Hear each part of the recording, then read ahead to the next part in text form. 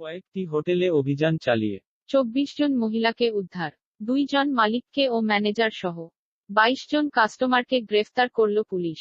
বারবার অভিযোগ উঠছিল হোটেল, হোমস্টে, গেস্ট হাউসের নাম করে দেহ ব্যবসা, মধুচক্র চলছিল এলাকায়। 18 বছরের বয়সী মেয়ে হলেই ওইসব জায়গায় সাবালকত্ব এর প্রমাণ দেখালেই তাকে হোটেলের ঘরে নিয়ে গিয়ে যা খুশি করা যায়। হোটেল মালিক ম্যানেজাররা রীতিমতো ব্যবসা চালাচ্ছিল সুরাইখানা চালানোর পারমিশন দেখিয়ে, নাকি সেক্স শপ চালানো হচ্ছিল। বিবাহিত বা অবিবাহিত দম্পতি কোনো ফ্যাক্টর নয়, অবিবাহিত হলেও যুগলদের শুধুমাত্র অ্যাডাল্ট বয়সের এই প্রমাণপত্র দেখিয়েই, এমনকি সোশ্যাল মিডিয়ায় বিজ্ঞাপন দিয়েই কাস্টমার জোগাড় করা হচ্ছিল।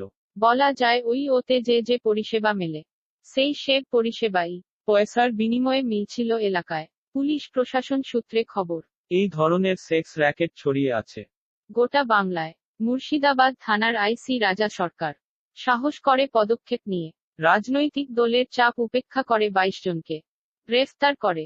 হোটেল মালিক ও ম্যানেজারদের গারদে ভরে দিয়ে যে সাফল্য পেয়েছেন, সেই সাহস অন্য পুলিশ অফিসাররা দেখাতে